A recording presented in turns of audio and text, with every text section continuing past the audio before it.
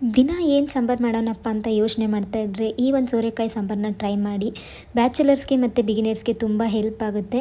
ಮೊದಲನೇದಾಗಿ ನಮ್ಮ ಚಾನಲ್ನ ಯಾರು ನೋಡ್ತಾ ಇದ್ದೀರೋ ಅವರು ಸಬ್ಸ್ಕ್ರೈಬ್ ಮಾಡ್ಕೊಂಡು ಸಪೋರ್ಟ್ ಮಾಡಿ. ಬನ್ನಿ ಹೇಗೆ ಮಾಡೋಣ ಅಂತ ಸ್ಟಾರ್ಟ್ ಮಾಡೋಣ.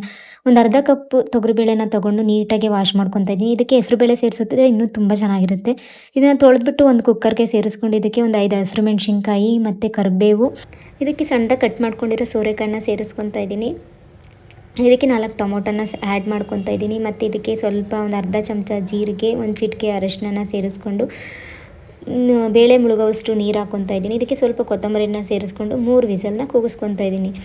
ಒಗ್ಗರಣೆಗೆ ಅಂತ ಒಂದು ಬಾಣಲಿನ ಇಟ್ಟು ಬಾಣಲಿ ಕಾದ್ಮೇಲೆ ಅದಕ್ಕೆ ಆಯಿಲ್ ಹಾಕಿ ಸ್ವಲ್ಪ ಸಾಸಿವೆ, ಸ್ವಲ್ಪ ಮೆಣಸು, ಸ್ವಲ್ಪ ಕರಿಬೇವು, ಇದಕ್ಕೆ ಒಂದು ಸಣ್ಣದಾಗಿ ಕಟ್ ಮಾಡ್ಕೊಂಡಿರೋ ಈರುಳ್ಳಿನ ಸೇರಿಸ್ಕೊಂಡು ಫ್ರೈ ಮಾಡ್ಕೊಂಡು ಒಂದು ಚಿಟಿಕೆ ಇಂಗನ್ನ ಸೇರಿಸ್ಕೊತಾ ಇದ್ದೀನಿ. ಇದನ್ನು ಫ್ರೈ ಎಲ್ಲ ಆದಮೇಲೆ ನಾನು ಮನೇಲಿ ಏನು ಸಾಂಬಾರು ಪುಡಿ ಯೂಸ್ ಮಾಡ್ತೀನಿ ಅದೇ ಸಾಂಬಾರು ಪುಡಿನ ಹಾಕ್ಕೊತಾ ಇದ್ದೀನಿ. ಇದು ಸ್ವಲ್ಪ ಮೀಡಿಯಮ್ ಫ್ಲೇಮಲ್ಲಿ ಫ್ರೈ ಮಾಡಿಕೊಂಡು ತಳ ಹಿಡಿಬಾರ್ದು ಅಂತ ನಾನು ಸ್ವಲ್ಪ ಬಿಸಿನೀರನ್ನ ಆ್ಯಡ್ ಮಾಡ್ಕೊತಾ ಇದ್ದೀನಿ.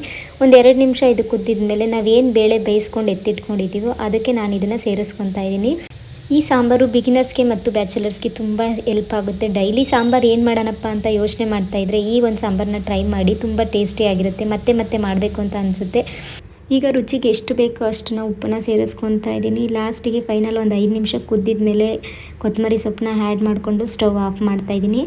ಈ ಥರ ಸಾಂಬಾರು ನೀವು ಒಂದು ಸಲ ಟ್ರೈ ಮಾಡಿ ನೋಡಿ. ಬಿಸಿ ಅನ್ನಕ್ಕಂತೂ ಸೂಪರಾಗಿರುತ್ತೆ. ಒಂದು ಸಲ ಊಟ ಮಾಡೋರು ಇನ್ನೊಂದು ಸಲ ಊಟ ಮಾಡಬೇಕು ಅಂತ ಅನಿಸುತ್ತೆ, ಆ ಥರ ಇರುತ್ತೆ.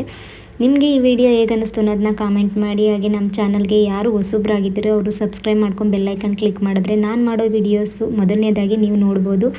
ನೆಕ್ಸ್ಟ್ ವಿಡಿಯೋದಲ್ಲಿ ನಾನು ನಿಮ್ಮನ್ನು ಮೀಟ್ ಮಾಡ್ತೀನಿ. ಬಾಯ್.